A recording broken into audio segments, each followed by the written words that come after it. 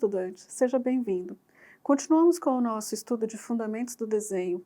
Os pontos que serão abordados são vistas múltiplas, vistas paralelas e perspectivas. Em vistas múltiplas, são conhecidas como plantas, cortes e elevações. São vistas ortogonais em plano bidimensional que possibilitam o posicionamento de pontos precisos com os comprimentos e inclinações bem definidos. É mais fácil regular tamanho, posição e configuração no desenho de vistas múltiplas, porém, um único desenho de vistas múltiplas não consegue revelar todas as informações sobre o objeto ou a edificação, apresentando uma ambiguidade de profundidade inerente, já que a terceira dimensão fica achatada no desenho. Portanto, a profundidade que lemos em planta, cortes ou elevações isoladas devem ser sugerida pelos indicadores de profundidade, como a hierarquia de peso de linha e o contraste de tonalidades.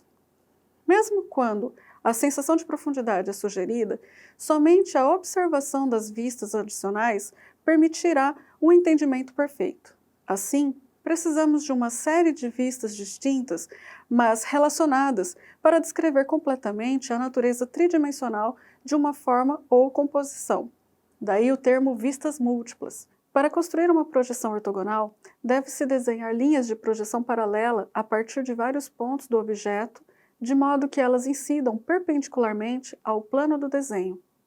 A seguir, deve-se conectar os pontos projetados na ordem adequada, para obter uma vista de objeto ou da edificação no plano de desenho. As vistas paralelas são linhas que incluem um conjunto de projeções ortogonais, conhecidas como perspectiva ou projeção axonométrica, que são isométricas, dimétricas e trimétricas, além da classe completa de projeções oblíquas. Estas vistas exprimem a natureza tridimensional de um objeto e sua relação com o espaço no mesmo desenho. Cada perspectiva demonstra um ponto de observação diferente e enfatiza aspectos importantes do objeto representado. São combinadas medidas, escalas e características das perspectivas cônicas. Todas elas, no entanto, combinam a precisão das medidas e do uso das escalas, dos desenhos e das vistas múltiplas e a natureza da perspectiva cônica.